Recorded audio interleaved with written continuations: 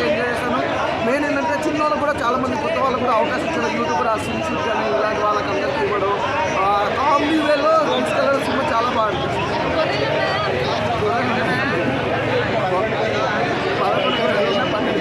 అంటే బైకాట్లు ఇలా అంటున్నారు కదా, దాన్ని మీరు ఏమంటారు?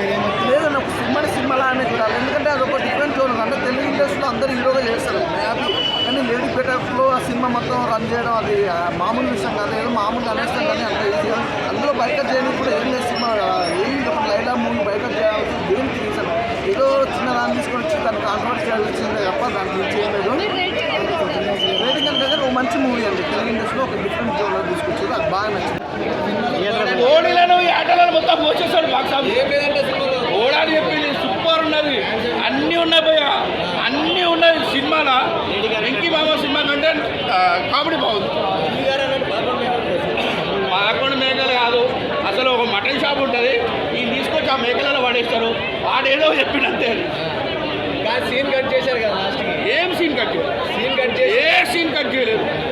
పక్కా 100% చెప్తున్నా, ఏ సీన్ కట్ చేయలేదు. Super hit cinema. 100 కోట్ల క్లబ్లో చేరుతుండు విశ్వకన్నా. పక్కా బ్లాక్ బాస్టర్ అనే కెరియర్నే అందగాడు, అందంగా కనబడ్డాడు. ఫుల్ ఫీచర్ లైలా నచ్చింది. మంచి కామెడీ పిక్చర్. ఆడియన్స్ బాగా ఎంజాయ్ చేస్తారు. అది చూడడానికి వచ్చాను. ఎక్కడ నాన్ స్టాప్ ఇంటర్వెల్ ముందు కూడా ఏం బోర్ లేదు. హ్యాపీగా సినిమా అయిపోయింది అన్నట్టుగా.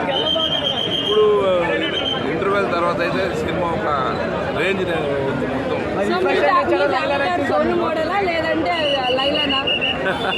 చెప్పండి.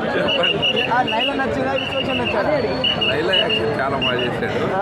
సోను మోడల్ అయితే మామూలు విశ్వకం చూస్తున్నాం కదా అందరం. ఆడపిల్ల అనుకున్నారండి. చాలా బాగా వచ్చింది. అంత ధైర్యం చేసి అంత చెయ్యాలి కదా ముందు హీరోస్. అది ఇక్కడ చందానగర్ నుంచి థియేటర్లో మార్నింగ్ చేస్తున్నాను. 12 నుంచి షిఫ్ట్ స్టార్ట్ అవుతాం, మేము వస్తాం.